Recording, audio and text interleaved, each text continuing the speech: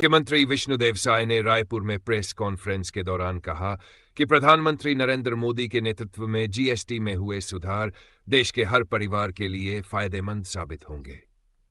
उन्होंने कहा कि आयकर में ऐतिहासिक छूट के बाद अब जीएसटी स्लैब का सरलीकरण और दरों में कमी से आम जनता को बड़ी राहत मिलेगी। साय ने बताया कि इन सुधारों से लोगों की बचत में वृद्धि होगी, व्यापार और उद्योग जगत को नई गति मिलेगी। जीएसटी कानूनों के सरलीकरण से व्यापारी अधिक आसानी से काम कर पाएंगे। उन्होंने कहा कि नवरात्रि के पावन पर्व से लागू होने वाले ये प्रावधान देश को आर्थिक रूप से और भी मजबूत बनाएंगे और यह कदम 150 करोड़ नागरिकों के जीवन में खुशियां लाने वाला साबित होगा। रायपुर राजधानी में कथित न्यूड पार्टी पोस्टर के वायरल होने के मामले ने अब राजनीतिक तूल पकड़ लिया है। इस पर प्रदेश के मंत्री श्याम बिहारी जायसवाल ने अपनी प्रतिक्रिया दी। जायसवाल ने कहा कि आज की युवा पीढ़ी ये समझ नहीं पा रही है कि हमारा देश ऋषि मुनियों और संतों की परंपरा वाला देश है। इस तरह के आयोजन के बारे में सोचना भी दुखद और चिंता का विषय है। ऐसे कार्यक्रम किसी भी रूप में स्वीकार्य नहीं होने चाहिए। उन्होंने आगे कहा कि इस मामले को लेकर कांग्रेस के आरोप केवल राजनीति से प्रेरित है। कांग्रेस हर चीज में राजनीति करती है। दलगत राजनीति से ऊपर उठकर ऐसे आयोजनों को रोकने की कोशिश करनी चाहिए, न कि आरोप प्रत्यारोप की राजनीति। रायपुर छत्तीसगढ़ की राजधानी रायपुर में वायरल हुए विवादित न्यूड पार्टी पोस्टर को लेकर अब पुलिस ने कार्रवाई शुरू कर दी है। बताया जा रहा है कि सोशल मीडिया पर प्रसारित इस पोस्टर में पार्टी में युवाओं को शराब लेकर आने और आपत्तिजनक गतिविधियों में शामिल होने का खुला निमंत्रण दिया गया था। पोस्टर के सामने आने के बाद पूरे शहर में हड़कंप मच गया और राजनीतिक हलकों में भी इस पर तीखी प्रतिक्रियाएं आईं। मामले की गंभीरता को देखते हुए पुलिस ने जांच शुरू की और अब 2 युवकों को हिरासत में लिया। पुलिस उनसे पूछताछ कर रही है कि पोस्टर किसने तैयार किया, इसे वायरल करने के पीछे उद्देश्य क्या था और क्या वाकई ऐसी पार्टी आयोजित की जानी थी या ये सिर्फ अफवाह फैलाने की कोशिश थी। प्रशासन ने लोगों से अपील की है कि बिना सत्यापन के किसी भी भ्रामक पोस्ट को सोशल मीडिया पर न फैलाएं।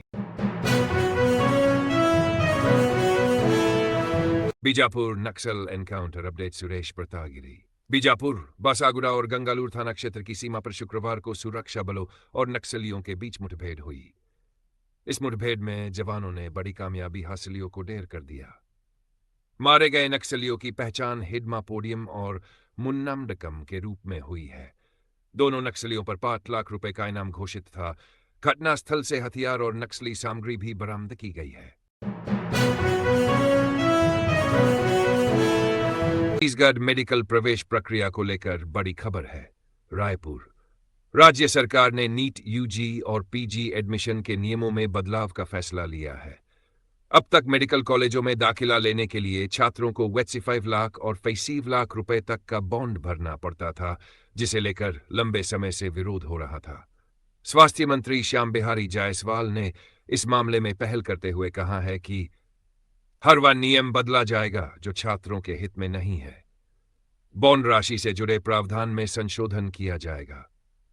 गरीब और मध्यम वर्गीय परिवारों के बच्चों को अब संपत्ति गिरवी नहीं रखनी पड़ेगी। कोरबा हादसा, खेत में काम कर रहे दंपति पर गिरी आकाशीय बिजली, युवक की मौत। पत्नी गंभीर। हरदी बाजार के उतरदा गांव में आज बड़ा हादसा हो गया। खेत में काम कर रहे दंपति पर अचानक आकाशीय बिजली गिर गई। इस हादसे में प्रवीण कुमार मरावी की मौके पर ही मौत हो गई। उनकी पत्नी कीर्ति मरावी गंभीर रूप से झुलस गई, जिन्हें जिला मेडिकल कॉलेज कोरबा में भर्ती कराया गया है। फिलहाल उनका इलाज जारी है। गांव में घटना के बाद शोक का माहौल है। ग्रामीणों ने प्रशासन से पीड़ित परिवार को मुआवजा देने की मांग की है। रायगढ़ जिले के ठुसेकेला हत्याकांड में पुलिस ने बड़ा खुलासा किया है। पहले यह सामने आया था कि आरोपी पड़ोसी लकेश्वर पटेल ने नाबालिग साथी के साथ मिलकर बुधराम सिदार और उसके परिवार की हत्या की थी। पुलिस जांच में अब एक और एंगल सामने आया है। हत्या की मुख्य वजह जमीन बेचने को लेकर विवाद बताया जा रहा है। मृतक परिवार जमीन बेचने के लिए तैयार नहीं था, जिससे गुस्से में आकर आरोपियों ने पूरे परिवार को बेरहमी से मार डाला। पुलिस ने सिर्फ 8 घंटे के भीतर केस सुलझा लिया और आरोपियों को गिरफ्तार कर लिया है।